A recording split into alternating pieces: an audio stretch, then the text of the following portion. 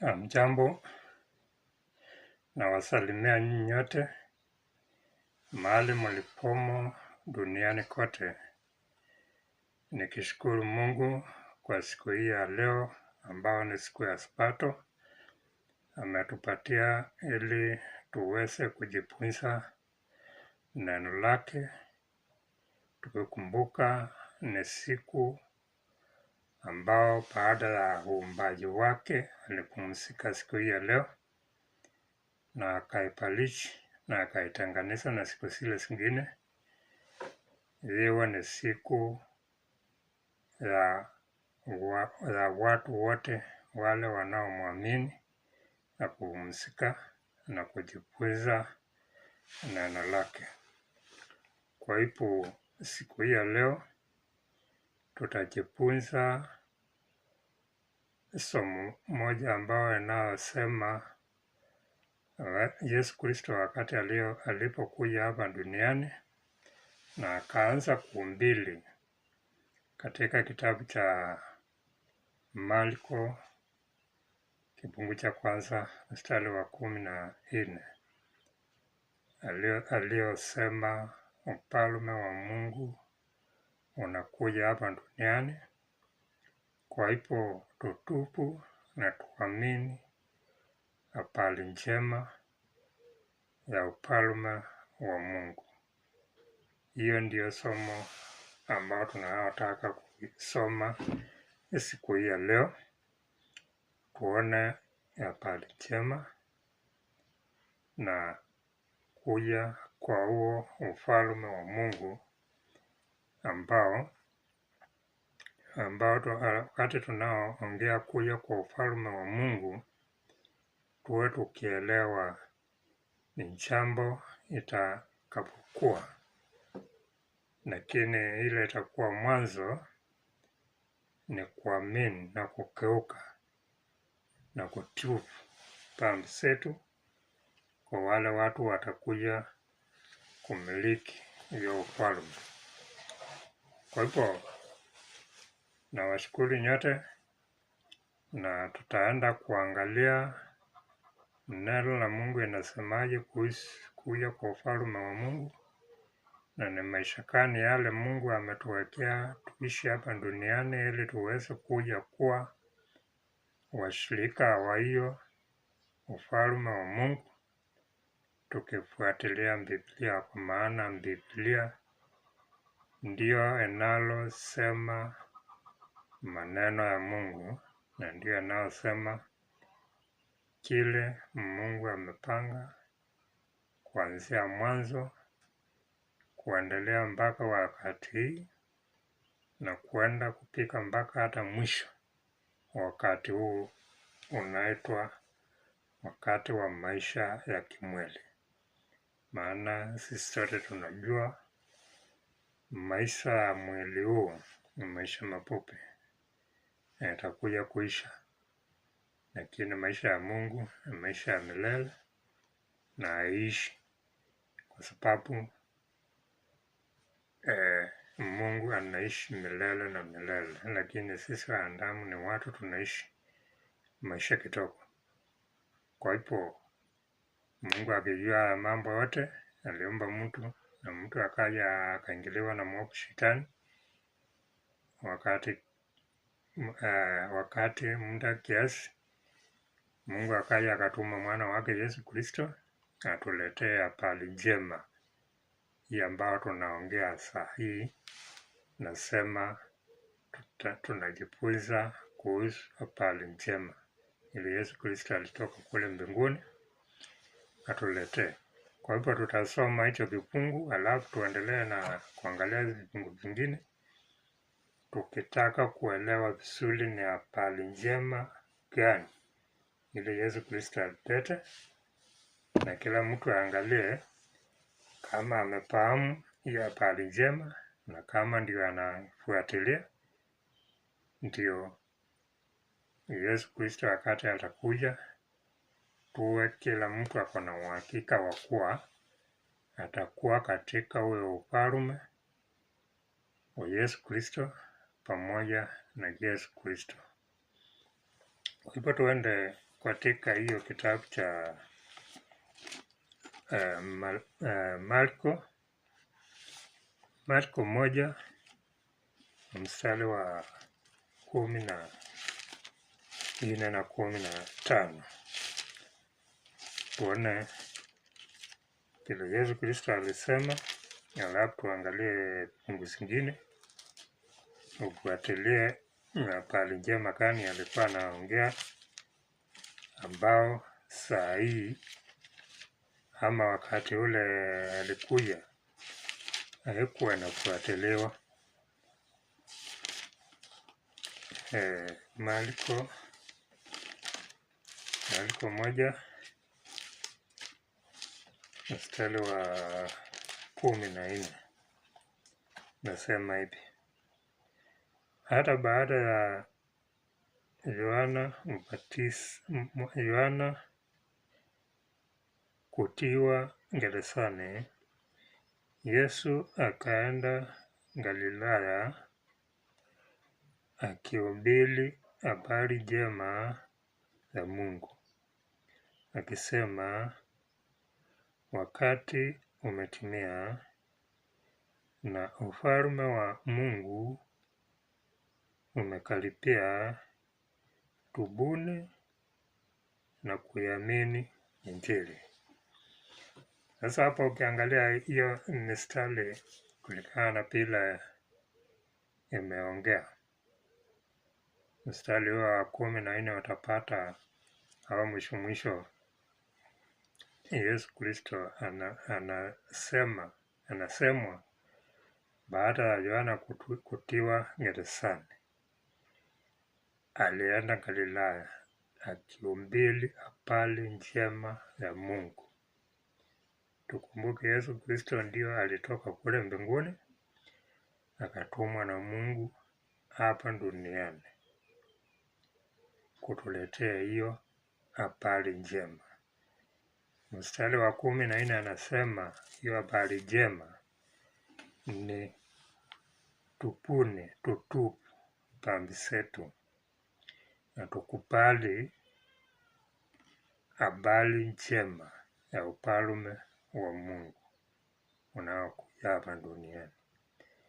Kwa hivyo Yesu Kristo alilete yale maagizo aliangishwa kule mbinguni na Mungu akutuletea hapa duniani, ambao ndio haya yanaitwa kwanza kutubu, kugeuka na kutubu. Ile kitu tunaambiwa tutubu, tukiangalia kule mwanzo, wakati Mungu alisema tuumbe mtu na mfano wetu na sura yetu, akawe mtawala katika ulimwengu. Tunaona wakati Mungu aliumba mwanadamu, alimweka kwa shamba la Eden, akamwagiza kula miti yote ile iko hapa kwa hii shamba, lakini mti wa kujulisha mema na mabaya usile. Naona wakati utakula utakufa. Sasa hiyo mistari tunajua na tumeisoma mara kwa mara, lakini tunaelewa wakati Mungu aliweka mwanadamu pale na akamwagiza habari ya hiyo miti, mtu alitanganywa na nyoka na akala hiyo mti. Lakini tukisoma Biblia vifungu kwa vifungu, tunaelewa ile mti mwanadamu alikuwa ameambiwa asile sio mti unao matunda kama maembe ama mapapai ama miti yoyote ile ilikuwa imepandwa pale. Huo ulikuwa ni mti unaoonyesha ni kutokufuata maagizo ya Mungu. Ukisoma katika Methali kifungu cha 3 na mstari wa 18 mahali hapo utaona huo mti wa kwa kujulisha mema na mabaya ni upunjaji wa sheria, na mti wa uhai ni kushika neno la Mungu. Hivyo tunaelewa vizuri wakati mtu alikataa maagizo ya Mungu, ndio alikula huyo mti wa kujulisha mema na mabaya. Na tunajua Mungu alikuja akawaondoa kwa shamba na kifo ikaingia duniani kulingana na vile tunajua na tunaonanga na tumeishiwa hapa Bibliani. Alikula na kifo ikaingia. Kwa hivyo wakati Yesu Kristo pale alikuja alituambia tutubu, na kutubu ni kuacha kupunja sheria za Mungu ambao ndizo hizi zimeorodheshwa pale kwa ile kitabu ya Kutoka kifungu cha 20 kuanzia mstari wa 3. Utaona hizo sheria Mungu aliwekea mwanadamu ambao siwe na Mungu mwingine ila yeye, usiabudu kitu chochote hapa duniani wala mbinguni, usiseme habari ya kujikamba na jina la Mungu wako, usipunje Sabato. Siku hii ya leo fanya kazi siku 6, siku ya Sabato upumzike.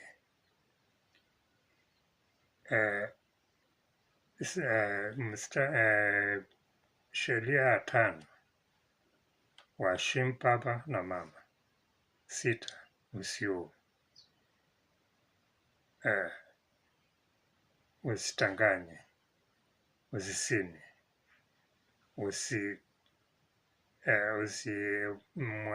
usimsemee jirani yako uongo, usitamani kitu ya jirani yako.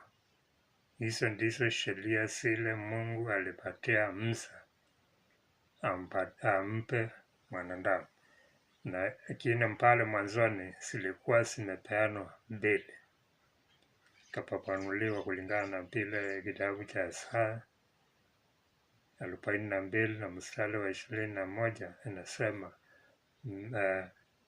sheria za Mungu zimepapanuliwa, zikaja 10, zikapapanuliwa tena, zikawa ndizo hii Biblia. Kwa hivyo wakati tunaosoma Biblia tunasoma sheria za Mungu zikituambia usifanye hiki, fanya hiki, usifanye hiki, fanya hiki.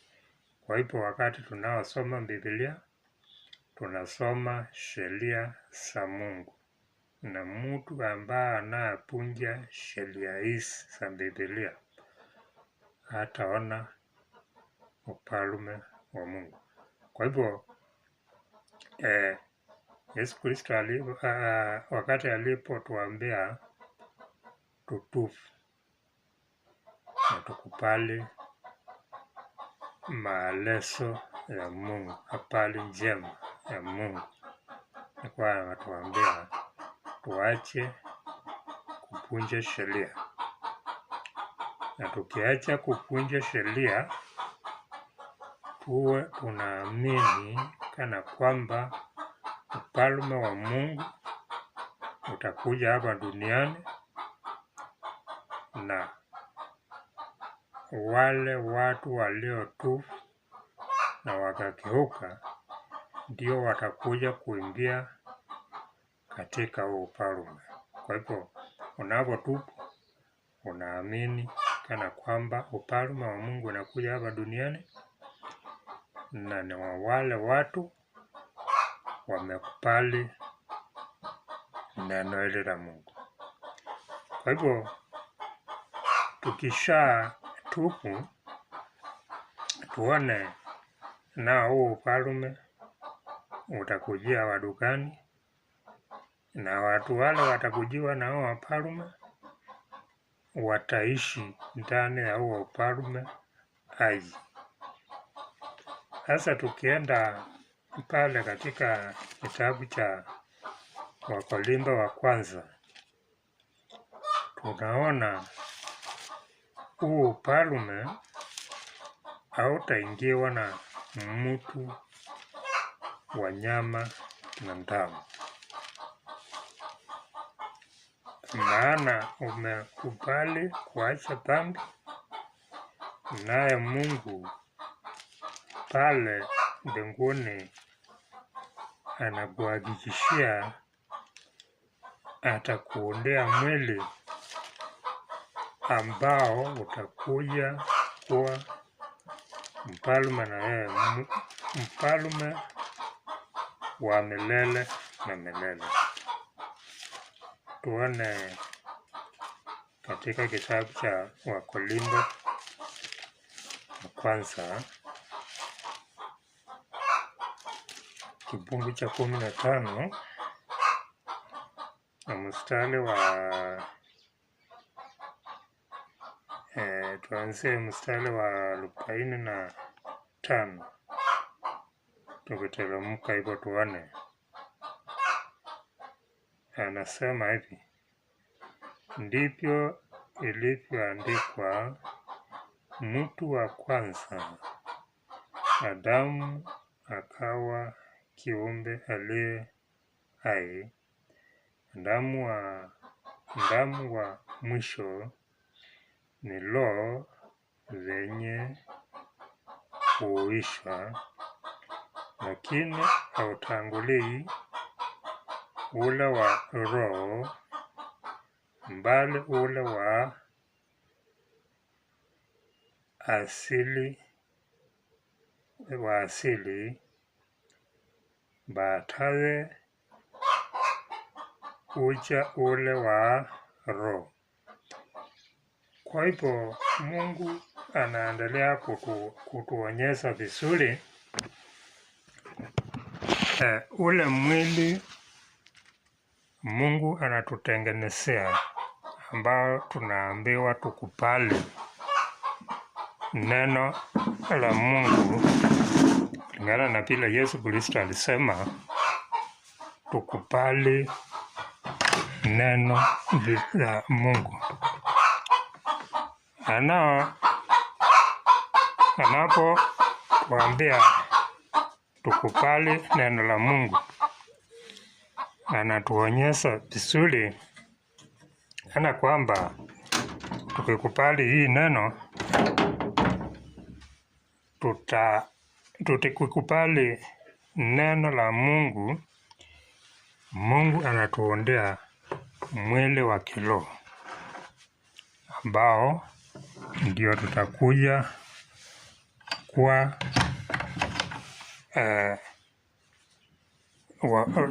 tutakuja kuwa watawala wa dunia ukiwa ndani yao hiyo mwili. Kwa hivyo hiyo ndio Yesu Kristo alikuwa anasema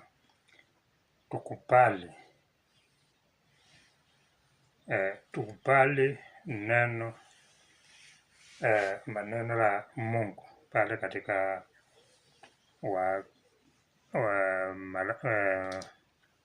Marko 15. Tutubu na tukubali habari njema ya Mungu. Kwa hivyo tunapokubali, Mungu atatuondea mwili ya kiroho. Ukiangalia pale katika Wakorintho wa kwanza au wa pili na mstari wa kwanza, utaona Paulo anasema ijapokuwa huyu mwili wetu wa nyama na damu utaharibika, tunao mwili mwingine utokao kule mbinguni, nyumba ambao alitengeneza na mikono. Nao nyumba hili ambao inaonekana haitengenezwi na mikono ni meli ya kiroho ambao inatoka mbinguni. Hivyo tukiendelea na kuangalia hapa Wakorintho wa kwanza kifungu cha 15 mstari wa 48 tutaona Mungu anaendelea kusema kama ilivyo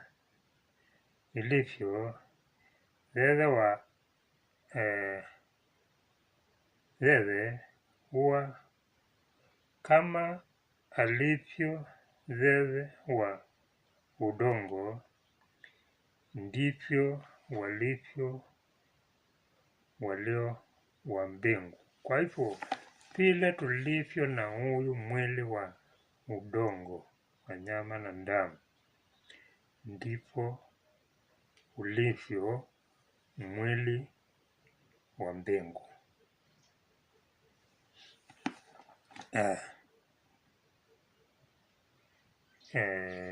Wa mbingu. Ndugu zangu, nisemazo ni haya ya kuwa nyama na damu haziwezi kuurithi ufalme wa Mungu, wala waridhikao kurithi kutoharibika. Kwa hivyo Mungu anaeleza vizuri kana kwamba miili hii tulio nayo haiwezi tawala ufalme wa Mungu. Lazima mwanadamu apandilishwe kutoka kwenye hii mwili tulio nao, na huu mwili utakuja kupandilishwa kupewa mwili wa kiroho, kwa kuwa wewe umekubali kutubu kutoka kwa maisha haya yanayoishiwa hapa duniani ya uongo, ya kuabudu sanamu, ya kuiba, kudanganya, kuwa na moyo mwovu hapa duniani. Ukipandilika ipo naye Mungu pale mbinguni ataendelea na kukutengenezea mwili wa kiroho ambao anaangalia kulingana na maisha yako kutoka kwa moyo wako. Maana Mungu huwezi ukamdanganya ati unampenda kwa moyo wako wote, lakini kwa moyo hauonyeshi huo upendo. Hawezi akakukubali. Huwezi ukamdanganya au uabudu sanamu ukiwa unaabudu sanamu, unaabudu pesa, unaabudu mali, unaabudu wakanga, unaabudu wanadamu, unawategemea kama Mungu na unawapeleka mbele kwa maisha yako kama watu wakuu wafalme. Mungu anajua moyo wako, mapenzi yako makubwa yako kwa wanadamu ama yako kwake, yako kwa pesa ama yako kwake. Huwezi ukamdanganya, anakuelewa vizuri. Na ipo ndio Mungu ametuandikia hii Biblia, na ndio unaona Biblia inatuonyesha Mungu anajua kila mtu mpaka moyoni mwake. Wakati anatuambia hapa usiibe, anakuambia usiibe kuchukua kitu ama kukipenda kwa moyo unaopita kiasi. Unaweza kuwa ikichukua, lakini moyo wako unauelekesha kukipenda kupita kiasi. Wewe uko sawasawa na yule mtu anaiba. Kwa hivyo ndio wanaona Yesu Kristo amesema watu wa zamani walikuwa wameambiwa usifanye uzinzi, lakini yule mtu anaangalia mwanamke na anampenda kwa moyo wake amefanya uzinzi. Kwa hivyo wakati unaoamini neno la Mungu, unaamini kuacha uzinzi na kuacha kufikiria habari yake, kuacha wizi na kuacha kufikiria wizi katika moyo wako, na uanze kutrain kutafuta mali kwa mafikira mema. Hata kama ni biashara unataka kufanya, unaongea na wale wanafanya biashara nao ukweli toka moyoni, na kama haitawezekana hiyo biashara, hata kama inakupatia maelfu ngapi, unaachana na. Kwa hivyo kati Yesu Kristo anatuambia tuamini, natuambia tuamini, kutanganya hata kidogo. Inatuambia tusitanganye wala tusifikirie mambo ya udanganyifu, maana Mungu yeye anaishi katika haki na kweli, na anataka watu waje kuingia katika maisha yake wakiwa hawadanganyi, wakiwa wanaishi katika haki na kweli. Na hiyo hapa katika hii Biblia inatuonyesha mwisho wakati Yesu Kristo atakuja katika Ufunuo 20, atatuma malaika yake, atakuja anashike mwovu Shetani amfungie, na Yesu Kristo na wale waliojitolea kwa saa hii watateremka hapa duniani, waje waanzishe ufalme hapa duniani, wakiwa watawala wa wale watu watakuwa ndani ya Mungu. Nisoma katika Isaya 11, hapo wataona vile utawala wa Mungu utakuwa wakati huu. Kutakuwa hakuna wizi, hakuna kuongopa, hakuna mtu atakuwa anaongopa mtu, hakuna mnyama atakuwa anaweza dhuru mwanadamu miaka 1000. Kiendelea hivyo utakuja uone Mungu Yesu Kristo atakuja arudishie Mungu nguvu zote, na Mungu atatoka mbinguni na ile inaitwa New Jerusalem. Kisoma Ufunuo 21 kuanzia mstari wa kwanza, utaona Mungu na Yesu Kristo watateremka na watakuja wakuwe hapa duniani, na wale watu wamekubaliana na neno lake wataingia katika hiyo Jerusalem, na kutakuwa hakuna jua, hakuna mwezi, na utakuwa watawala wa milele na milele. Kwa hivyo ndugu zangu, kile tulikuwa tunataka kujifunza siku hii ya leo ni kutubu na kukubali neno njema la Mungu. Kwa hivyo Mungu tukitubu anatuhakikishia tutatawala na yeye milele na milele, na tutafunikwa miili ambao haipatwi na magonjwa, haisikii njaa, haizeeki, miili inayofanana na Mungu na Yesu Kristo. Kwa hivyo nawashukuru sana, na kwa siku hii ya leo tutafika hapo, na tutaendelea na kuangalia mambo mengi kuhusu Biblia na kuhusu maisha ya Mungu. Kwa hivyo ni asante sana wandugu.